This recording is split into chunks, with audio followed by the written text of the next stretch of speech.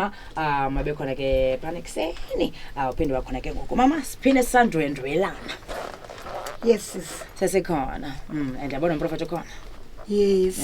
yonke into ihamba kakuhle Ndize naye phila mntana sekhaya. live action And yaphinda ndabulisa ke ku baphulaphuli beNgcobo FM.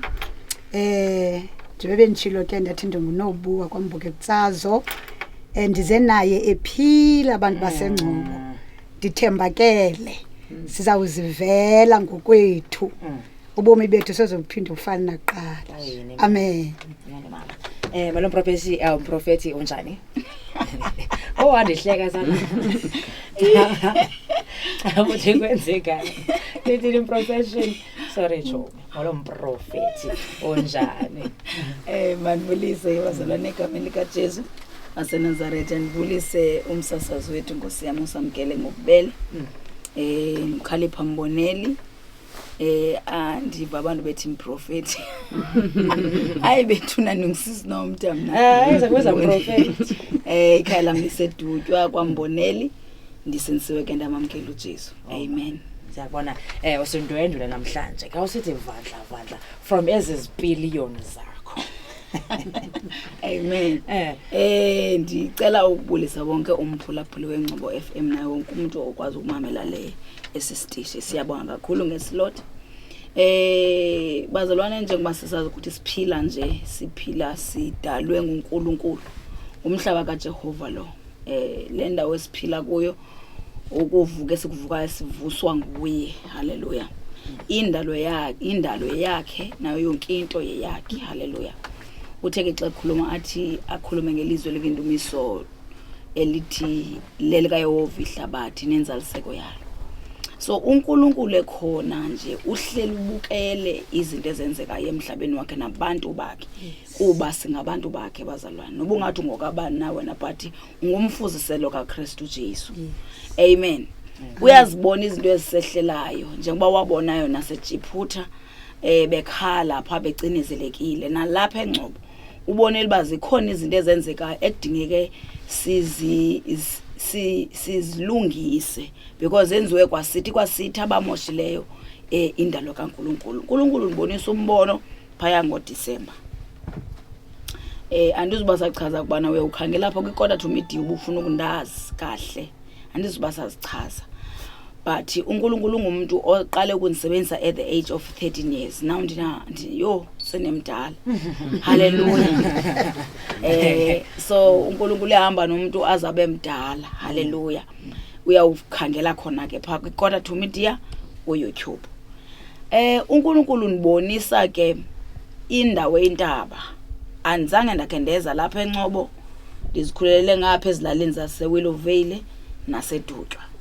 Kodwa unibonisa indawo eyintaba eneliwa ngaphansi ngathi liliwa but kunamanzi atsibayo. Ngaphansi kweliwa ndibona a dragon neempondo zenkomo, inyoka. Ndibe sendithi xa ndibona apha embonweni kuna njengoba sisilwa because nayo iye yafuna ukunihlasela inibonile and then silwile embonweni. Mase ndiyibulala ndayiqhawula inhloko endapha ngaphansi kwayo kunamathamba abantu, izskeletons zamathamba abantu ekungathi kudala khona abantu abafayo la and then ifukame phezukwayo. And kulombono wami bendisemsindweni ukuthi kani njengoba uhleli apha nje wena udla abantu. Emveni koko ke ndiye ndethuka khona abantu abangaphezulu apha entabeni abathandazayo abaninzi bethandaza bebulela ngongathi bayayazi lento eyenzekayo.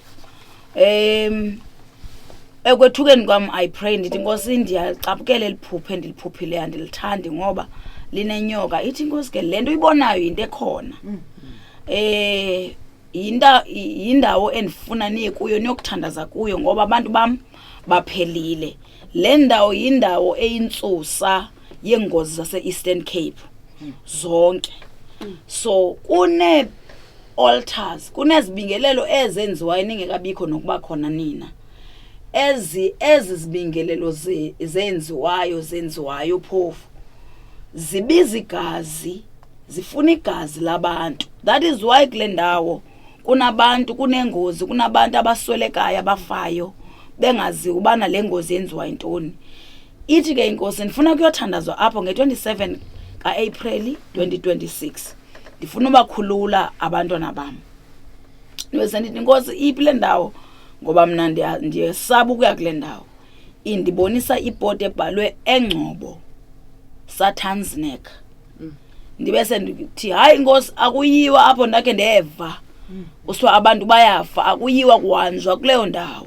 Ithi ke inkosi ndifuna ke niye apho qolela wonke umuntu wase South Africa kuyothandazwa kuyodilizwa leya altar ephila phaya kuyogxothwa la nyoka ebiza amagazi abantu kule ndawo. Ibe seyithi ke inkosi le ndalo yam ndayidalayo niyakwazi nokuthi ndinikeze igunya lokuyilawula nina. Nibe seniyeka kube khona amagama athiwayo arongo awenza ukuthi uSathana nim-invite endaweni yami. Ngoba ndifuna ngoku nitshintshe eligama lithi Sathana.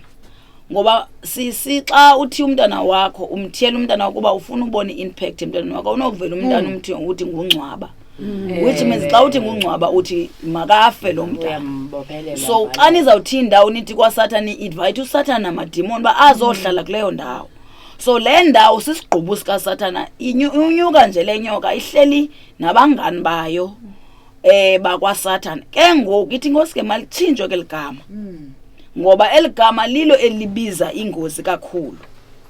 Nithi xa nibiza khalipha le ndawo nithi kuse Jehova El Elyon. uJehova ongaphezulu ndinguyehova ongaphezulu kwezinto zonke. So sizokwenza lo msebenzi ke abantu basendleleni bazalwane bazothandaza. Sizothandaza ke bazalwane.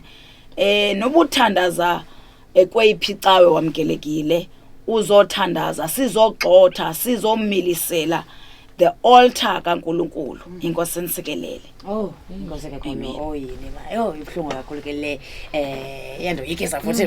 Hayi yandoyikisa nyana ndifuna ngathi nje nyana msola kodwa lo mthandazo ubalekile.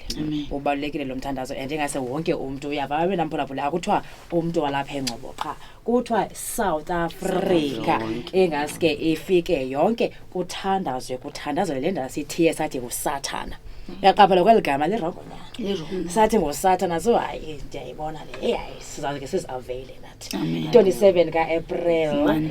Yes, so yenzeka ngomvulo seyifikile le mini. Because yakhumbula umaya manesiza manesikhumbuza. Yatsho yafika ke emini ingomvulo ke mphulaphula ingase sibe khona sonke. Ixesha ikhona into exesha kwanye asicingi ncame ixesha. 9 o'clock. 9 o'clock, yes. Funeke sidibaneni sonke phayana okanye khona indibano esibanayo mhlambi somewhere else and then kuhanjwe kuye khona. Okay, masinike umama bakho.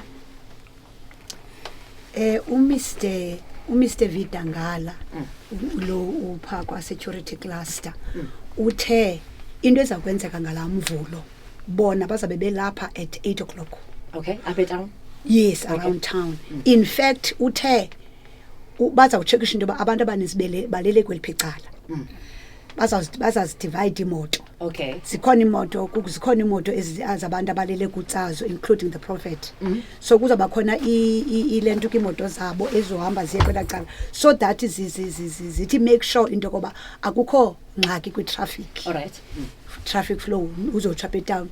Nakwelicala lengapha ngasenyanga abantu abavela komamthatha kanje nalapho bazawuyenza then ke ngoba bese bezikhupha imoto beziqabelisa ngaphezulu napha ngaphezulu futhi baphinde bapromise into koba pha bazawu bane nantsika yabo apho bazawu ezivela ngase Elliot bazakwazi udirector zingene neziphuma sikwazi ungena senje ba ikhona iorder. Okay. Yes. Hayi ke noko kuvakele mphulaphula kaseziphi chance uziphi chance because akuthandazelwa mna ndedwa akuthandazelwa uSaneza kuthandazelwa aluthayeta sithandazela abantu bethu wonke umuntu nje olapha eMzantsi Afrika naba ke bathi bachaba ngenxa yale meko siyabathandazela nabo sithi nako mabalala ukuthula and siyathemba apha bakhoyo bahleli ngemeko eziright and ibhlungu nyana mphulaphula but ke sikwezo meko sinjalo.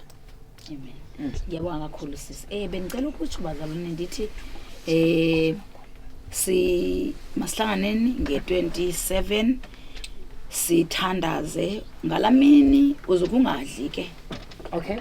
Uzuke ungadli because yiwo lesiyakuyo umthandazo so uyawudibana ukudla kwakho late and nxiba ngalondlela unxibe lokho nje wena mama umuntu wesifazane nxibe nje ndilisekileyo siye phambi koNkulunkulu siyocela uxolo ngezinto esazenzayo because yenziwe sithi yonke lanto ndicela ukuthi niqhube kakuhle ezindleleni bethuna asifune enye accident asifune enye into uNkulunkulu anisikelele nihambe nithandaze endleleni uThixo uza kuba nathi ndiyanithanda kakhulu inkosi inisekelele amen Nkosi kakhulu Prophet siyabulela